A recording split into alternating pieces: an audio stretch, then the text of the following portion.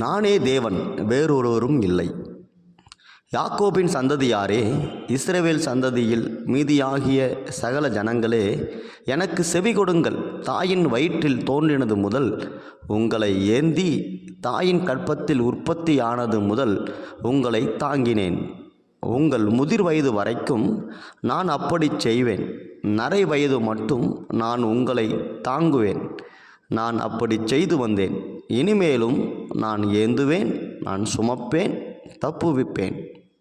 யாருக்கு என்னை சாயலும் சமமுமாக்கி யாருக்கு நான் ஒப்பாகும்படிக்கு என்னை ஒப்பிடுவீர்கள்?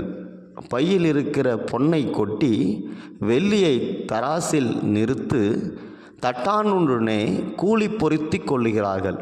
அவன் ஒரு தெய்வத்தை உண்டாக்குகிறான், அதை வணங்கி பணிந்து கொள்ளுகிறார்கள். அதை தோளின் மேல் எடுத்து அதை சுமந்து அதை அதன் ஸ்தானத்திலே வைக்கிறார்கள்.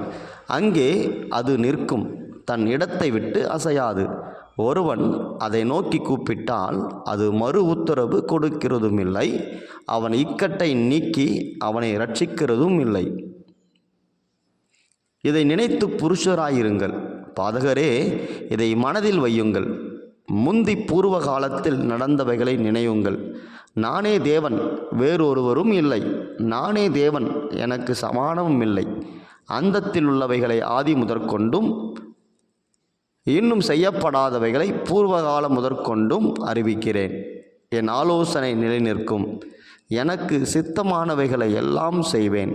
ஏசாயா 46 அதிகாரம் 3 முதல் 10 வசனம்.